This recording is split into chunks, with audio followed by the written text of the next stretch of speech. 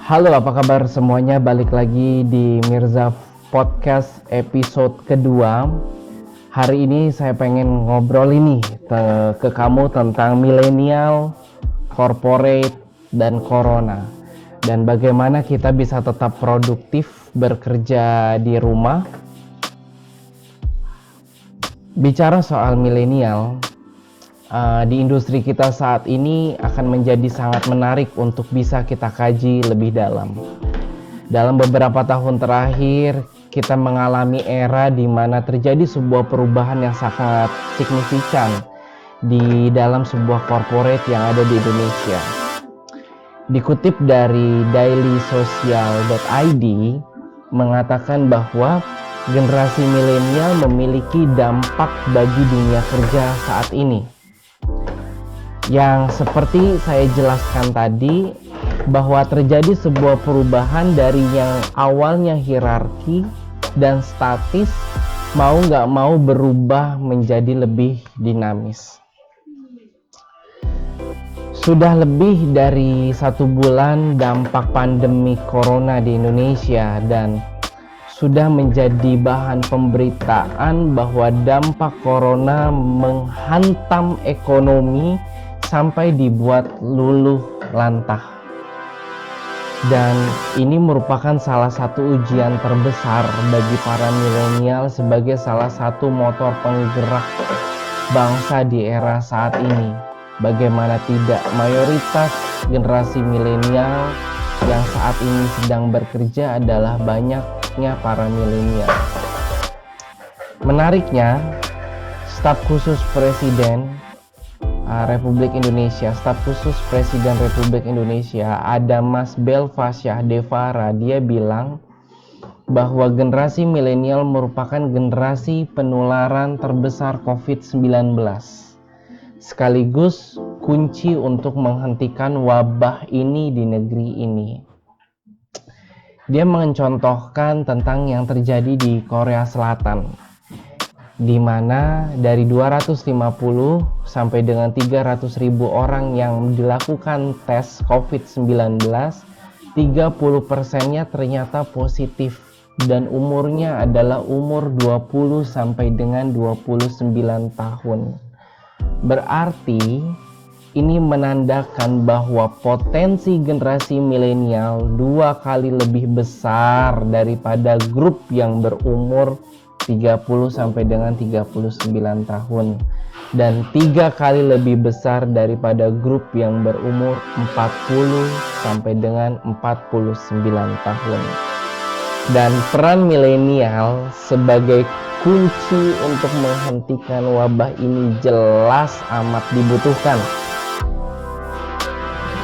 Berarti kebutuhan work from home untuk milenial jelas sangat dibutuhkan, dan hari ini saya coba sharing untuk kita bisa tetap produktif untuk bisa bekerja di rumah. Nomor 1, tetap kita bangun pagi seperti biasa. Nggak mudah memang harus bangun pagi karena terjadi mau nggak mau ya terjadi sebuah perubahan pola kerja di dalam 1 bulan ini. Tetapi percaya deh, bangun pagi tetap memiliki dampak yang positif kok untuk kamu menjadi lebih fokus sama pekerjaan yang sedang kamu geluti saat ini. Nomor 2, hindari perasaan terpenjara. Saya sih bisa maklumin ya, udah 1 bulan lebih kita di rumah, rasa-rasanya kayak orang nganggur gitu, nggak punya income dan banyak di rumah. Tapi Nicholas Bloom, profesor ilmu ekonomi dari Stanford University Amerika Serikat, dia bilang bahwa memang mau nggak mau virus corona mendorong setiap orang di situasi kerja yang ekstrim dari rumah. Ini jelas bisa dipahami memang, tetapi produktif. Tapi saya cuma pengen bilang tetap maksimalkan internet, tetap saling berkomunikasi dengan tim yang ada di rumah kamu. Dan yang ketiga, tips saya yang ketiga adalah bekerja di tempat yang sama. Cobalah bekerja di tempat yang sama setiap hari, misalnya di ruang belajar dengan meja atau lingkungan kerja yang mendukung pikiran kamu untuk bisa bekerja lebih efektif. Nomor 4, atur waktu. Atur waktu ketika kamu bekerja, atur waktu ketika kamu istirahat, atur waktu ketika kamu harus berhenti untuk menyelesaikan sebuah pekerjaan yang sedang kamu jalani. Dan nomor 5, atur prioritas pekerjaan. Kamu bisa susun pekerjaan apapun yang ingin kamu lakukan dalam 1 minggu atau 1 hari ini. Selesaikan prioritas pekerjaan kamu secara bertahap, satu persatu sampai tuntas, lalu pindah ke pekerjaan berikutnya.